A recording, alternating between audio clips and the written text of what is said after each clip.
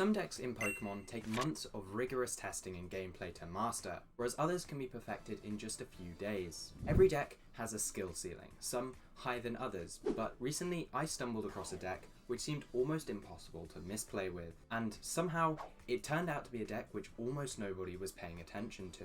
So what actually makes a deck difficult? I came up with a way to measure every deck in terms of difficulty across two different categories, and one archetype stood out as being incredibly simple to learn. So how do we measure difficulty in such a complex game? The first factor is adaptability, or how much your game plan has to adjust between different matchups. Toolbox decks, for example, can use a different attacker or game plan to change their approach against pretty much every opponent. The other contributing factor is sequencing, or how to best play out your cards to get the most value out of your turn. Decks that see a lot of cards every turn need a lot of good sequencing to operate efficiently, since the more decisions you have to make, the more opportunities you have to play out your turn incorrectly. Take Garchomp. Because of how few decisions you have to make every turn, there is virtually no opportunity to make a sequencing mistake. On the other hand, you could have a Dragapult, where with how many actions you have to make, you have plenty of chances to make mistakes during your own turn. So to try and objectively rank decks in terms of difficulty, I made this graph. Every deck fits somewhere in here. Dragapult will go up here in the top left, with difficult sequencing and lots of matchups to learn. Slowking will fall down into this corner, with simple turns but many different game plans and attackers to work with. Beedrill ends up right in the corner, with a linear strategy but lots of room to play out your turns incorrectly. And in the bottom right, there's one deck sitting all by itself, the one that takes the crown of the most simple deck in format. But could a deck as simple as this one actually win any games? Today, we're going to build a list from scratch, then jump onto the ladder to see if the deck can actually compete against proven decks at the highest level. Okay, we've waited long enough. What deck am I actually thinking of? It all starts with Ceruledge EX, the card we're going to be building our deck around. For Ceruledge to operate and use its Abyssal Flames attack to take big knockouts, we need to discard as much energy as possible, so pairing Ceruledge with the Solrock engine seems to provide some good synergy and draw support simultaneously. We're going to fill the deck with even more discarding effects and Pokémon search, helping to make our linear game plan of attacking as soon as possible with Ceruledge as consistent as possible, and dedicating a third of our deck to just energy, we can ensure that we always have discard fodder or fuel to attack with. Here's the list so far, and you can see that there's a few things missing. First, some recovery helps us get back cards that we might be forced to discard off Explorer and Carmine. But then it also looks like we're missing some Gust. The common solution here would be to add in some Boss's Orders, but that actually doesn't really work in this deck. During our games, we want to be using a Carmine or Explorer's Guidance almost every turn to see more cards and put more energy in the discard, so we're going to have to use some item-based gusting effects. For this list, we're going to use 4 Pokémon Catchers for this purpose. As we've already established, Boss's Orders doesn't really work, and any other form of gusting effect proves to be too janky or makes the deck too inconsistent. With 4 Pokémon Catcher, we still get to gust on average 2 Pokémon into the active spot per game, when a lot of the time, we only need to land 1 successful heads per match to take a win. The obvious problem with Pokémon Catcher is that gusting is a pretty important effect for us to have access to. After playing some games with a deck, I came to the conclusion that whilst flipping heads on your Pokémon Catcher feels really nice, flipping tails and having no backup gusting options can be enough to just lose you a game on the spot. We're going to add 2 copies of Boss's Orders into the deck. Even though we've already established that Boss's Orders can be a bit awkward, it can feel incredibly necessary to play at times. Without Boss, you will have games where you just lose from flipping too many tails, so by running 2 copies, you can feel a lot more safe against these situations. We still have 2 slots left in the deck though, which we're going to devote to Drilbur, aka Skillbur, and our A-Spec Brilliant Blender, both of which give us a nice damage boost on the Ceruledge.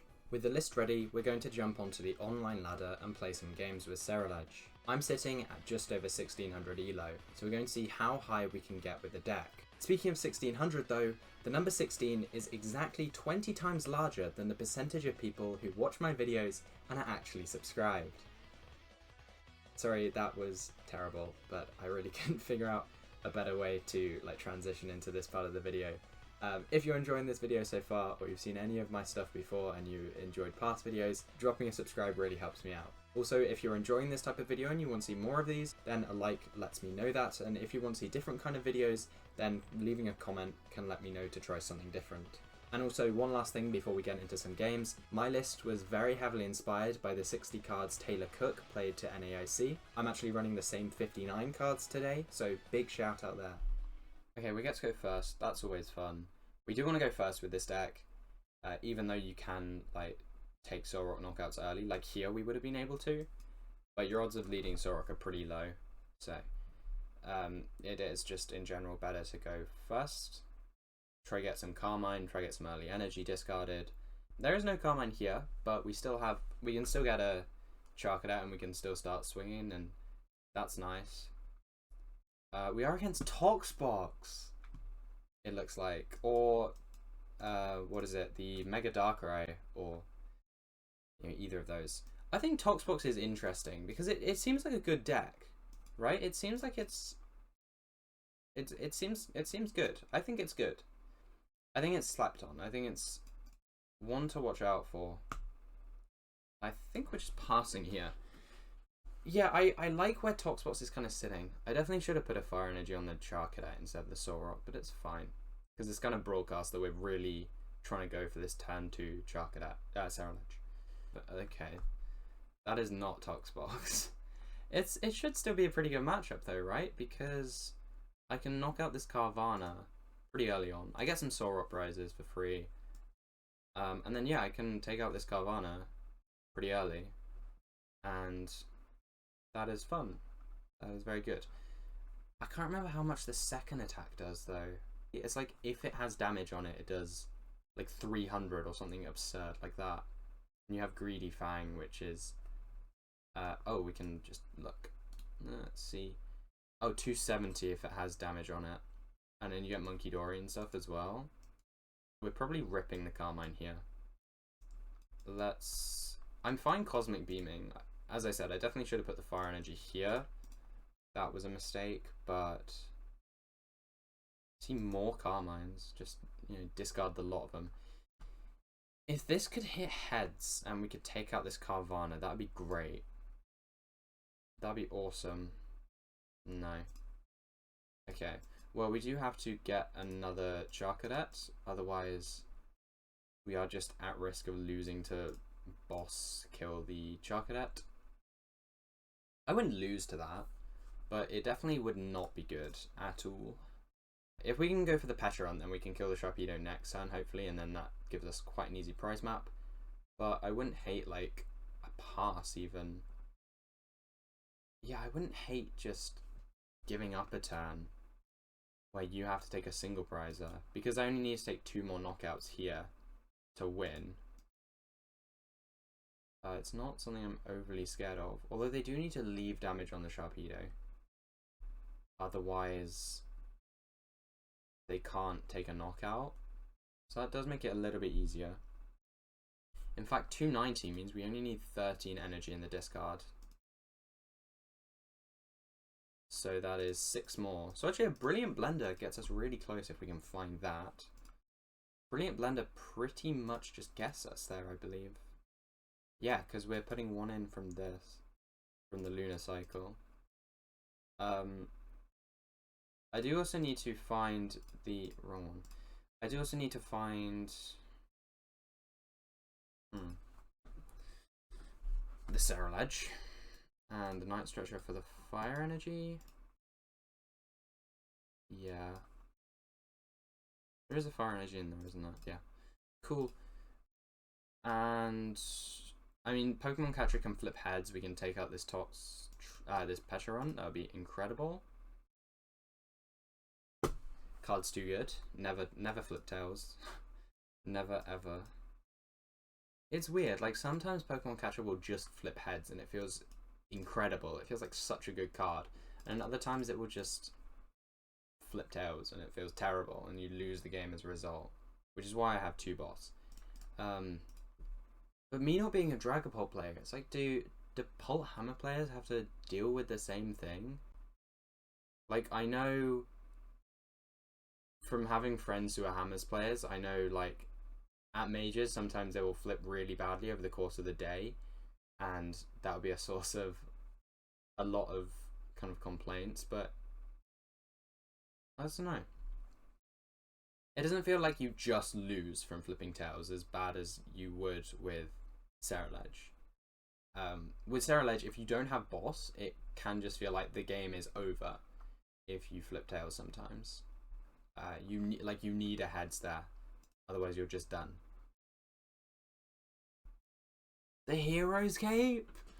The Hero's Cape. Seriously. The Hero's Cape. Okay, whatever. It's fine. We'll just two-shot this thing, it's okay. The Hero's Cape. I would have thought you played like Stamp or Secret Box or something normal like that, but Hero's Cape. I mean, I guess it figures, right? You're putting damage on yourself. You want to kind of take it out of the... let's actually discard some energy first, so we're not... just to thin out a little bit. And I mean, if we draw a Pokémon Catcher and it flips heads, I think that's really good. And that is not the catcher, but we can get the Charcadet we just unprized. And we can hit into this thing. If you didn't Hero Escape, I would have had it. Yeah. But now, unless you have Wally, then I can feel pretty good here. If there is a Wally, then it gets a bit more than a little bit, it gets quite difficult. But there is a Petrol for turn, which means that whatever Sharpedo you shove up, it won't be enough to win you the game. Petrol for Wally.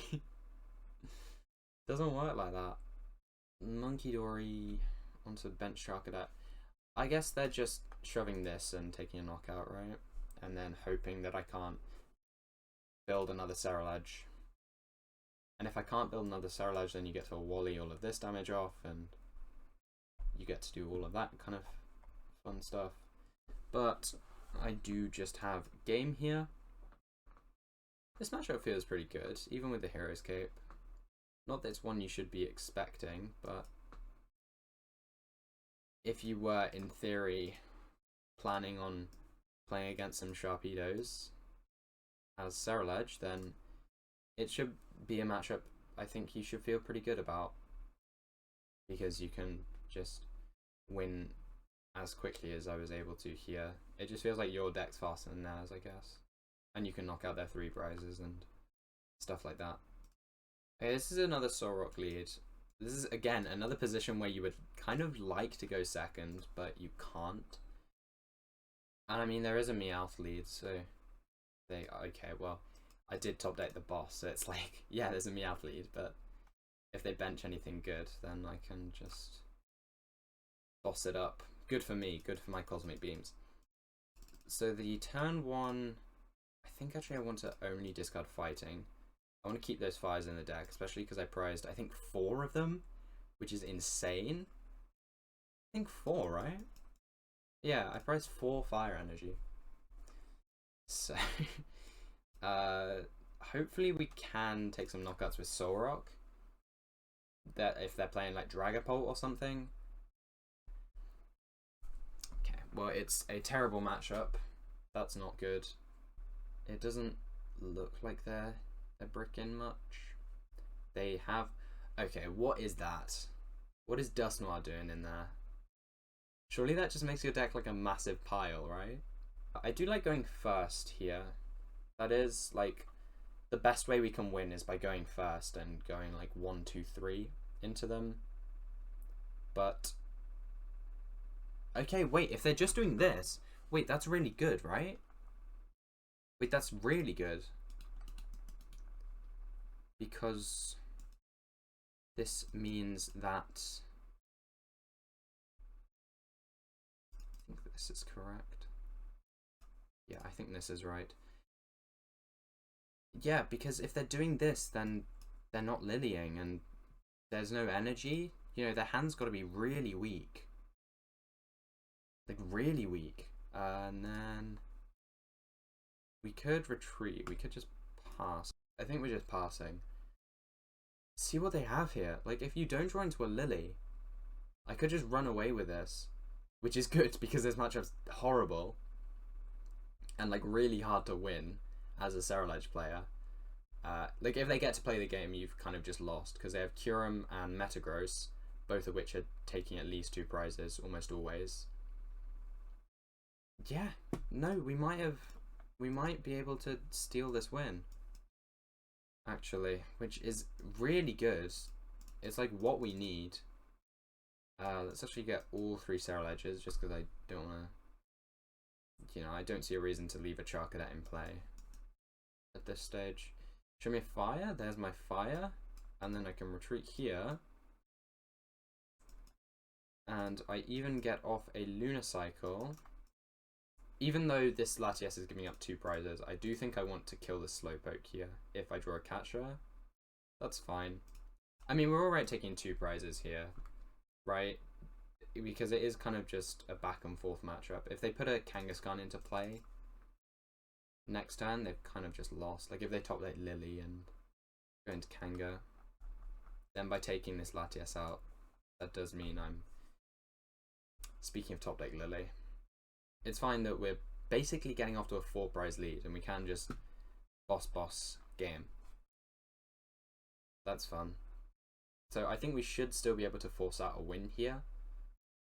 Okay, yeah, no Ultra Ball Wondrous Patch Slowking attack here, so... And the Meowth, I think they should have... Maybe they couldn't have retreated, but... This does mean I can just... Do I want to Explorer? What could I even get? There's not much I would want off this Explorer, actually, considering I do just have boss for game, so I think we'll just knock out. And I think I won. I think, unless they play something weird like Red Card, which is a very real possibility considering they play Dusknoir, then this should be a win. I played this matchup out a lot as Ceruledge. Like, I did quite a few online tournaments with Ceruledge to, like, just to get used to playing the deck, you know, get some games in, make sure I'm not coming into this video just, like, picking up a brand new deck and kind of playing terribly. And in quite a lot of those, I hit a few Slowkings, and every time it just feels incredibly difficult. They do play a red card. They have a red card. Okay, well, it's fine, because Catcher's going to flip heads here, and it's going to be great. It's going to be awesome, and we're going to be all good. And I haven't played a single Pokemon Catcher yet, so there are, like, there's a boss now at the bottom of the deck, and there's a Catcher now at the bottom of the deck, but there are a few more in there that I could realistically draw into with this Carmine or the Guidance. I think the Carmine's better though. Is it? No, maybe the Explorer is better, just because I want to see more cards and win this turn. They do have a Metagross knockout. We're still shoving up this Solrock just in case we flip Tails. Are we? Maybe not. Well, this energy's not doing much anyway, we might as well. Not that it matters, because this Pokemon Catcher is just going to flip heads, and it's going to be great. Right here. Told you. This card's too good. This card is actually too good. When it flips heads, it just feels incredible. That is a big win against a bad matchup, so that's fun. And then this is one of the hands where you would rather be going first, which is more likely than not. So this looks like, what is it, Ghost Veil. Ghost Veil, which should be pretty difficult for us, but we'll see what we can do. Getting to go first probably helps, and I guess they're probably two-shotting everything anyway, because they don't have a way to one-shot a Ceruledge. So maybe it's not completely cooked. Maybe it's alright. Let's get the Solrock, because there's only one copy. You always get the one-off. If you prized one copy, you always get the one-off. If you prize multiple, then I don't think it matters. No, if you have the same number of both, sorry, then I don't think it really matters. Just get your favorite. Let's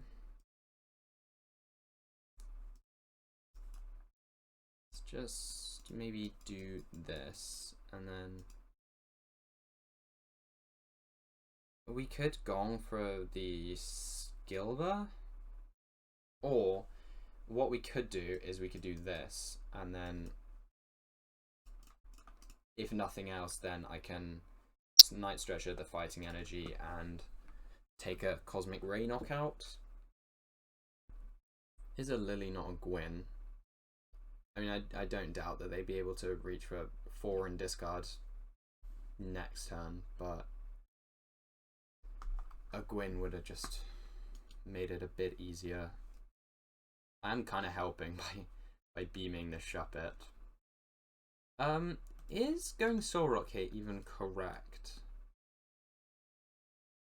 I think so, right? Because they're still taking, like, if I take a knockout with a Ceruledge, right? They're taking they're taking 2 prizes in 2 turns, which is an average of 1 prize per turn. If I shove a Solrock, they're still taking 1 prize per turn, so it doesn't speed anything up for them. Let's just do this. See if we can find the Fire Energy and that.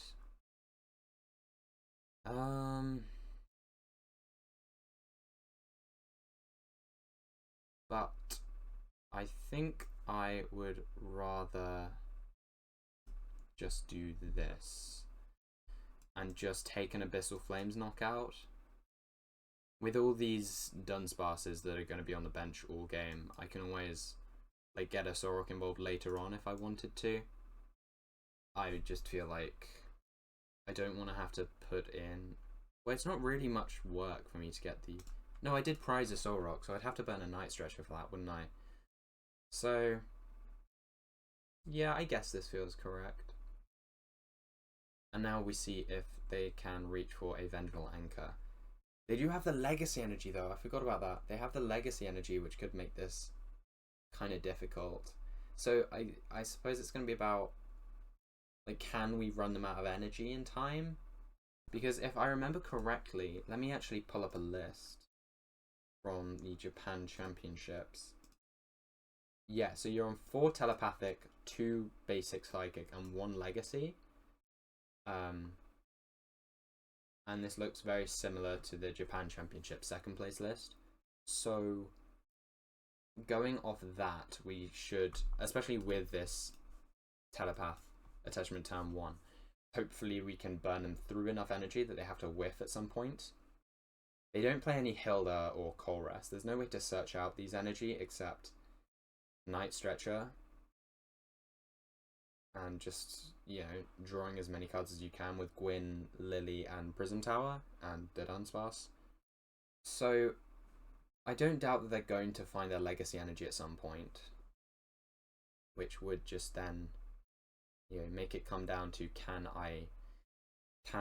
they find all the energy on the right turns, and that's probably going to be how they win this. There would maybe no Matcha Spin plus Spiritomb. Even if you had it, that wouldn't be very good. I think I could actually. Oh, I could Prism Tower this Blender. That is something I can do. Is that good? I mean, I don't need it, right? But I don't... What else do I need? Like, I have my Night Stretcher, I have my Ultra Balls. I guess, yeah, we don't really need it. As long as we draw... They don't... If this is the Japan Championships list, they're not going to have any hand disruption. So... The only thing is, there might be a Blood Moon later on that can get involved. You can, like, Puppet Pull into Blood Moon. And then you can Blood Moon on 0 energy, which could be... There's the Legacy. So we're going to go to 4 prizes each. Then they're going to be leading prize race, though. How easily could we just boss around this? I don't think it's a good idea to boss around this. That's probably a terrible idea, actually. It might be better to just say you whiff on the Dunsparce at some point. Although, actually, hear me out. If I get 2 prizes from bossing around this, then we just need 2 heads on Pokemon Catcher. And then we're good, right? So, maybe I burn a Pokemon Catcher here. I just, like, if I flip heads on this Catcher, then we're going to go for this game plan of just boss around this Legacy Energy for a while. For 4 turns exactly. See what that can do. Because, yeah, I feel like they're drawing enough cards that you're not going to whiff. Maybe we try that. Maybe, yeah, maybe we just go around this Delmise. Maybe we just go around this Delmise. Provided this Catcher flips heads, then we would only need 1 more heads this game. Which it will do, because it's a broken card. Told you. This deck's insane. Let's take this. Just, you know, limit the draw. And set up another Ceruledge. I think I can discard the Blender. I'm going to be honest. There are no more Ceruledge left. That's kind of awkward. Yeah, because if I'm going to boss around this Delmise, then they are going to have to re-bench stuff. Otherwise, they lose to having no more bench Pokemon. They're putting energy into play as well, so I can still kind of try and play into this end outcome of you don't have any energy left. So now we just need 1 more Catcher heads. Okay, well, there is a red card. That's annoying. But you have put a Prism Tower into play, so it kind of defeats the point. To an extent. Like, I don't like red card in this deck, because you give up Prism Tower. Which, like, kind of... There's a little bit of anti-synergy there. And also, like, you're a single prize deck. Let's be honest. You're not being really disruptive in, like, unless you're going to shove a Blood Moon. You're not being kind of like, you know, I'm gonna red card you and shove up this Delmise and it's gonna be really difficult for you to knock out. Because it's not. It's got 140 health. And Pokemon Catcher is a broken card. Like, yeah, realistically, you're not disrupting me out of anything. You're not forcing me to potentially whiff on taking a knockout. Because all of your Pokemon are really small and really easy to knock out. So we are now in a point where I can just boss game. So I think, I mean, it helps that Pokemon Catcher is an incredible card. Now I just need to find my second Night Stretcher at the right time. This, I guess, I don't like this, actually. I'm going to be honest, I don't like this from them. Although, actually, being a single prize deck, you get the benefit of being, like, you know, you can kind of say, like, I can red card you multiple times in the game because you can never take more than 1 prize unless I put my Blood Moon or my Clefairy into play. As long as we just don't deck out here, we should win. Let's do this. Let's get back you, and then now boss would get me there, so we can. If we boss the Dunsparce, then no, I shouldn't have gone for the Delmise. I mean, my thought process was like, if I kill the Delmise, then they can, the bench Delmise that gives up a prize, then they can like Dunsparce and remove it from play. But then I just knock out the active and you lose to no benched. But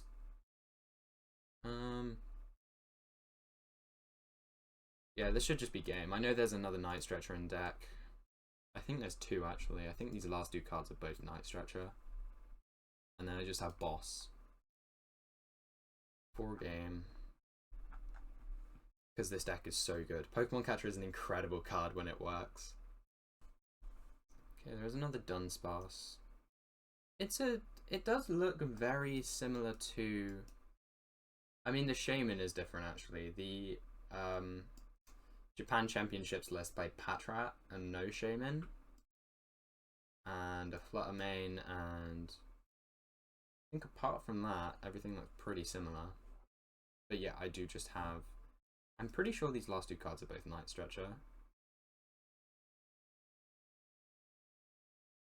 But we can just boss this, and then...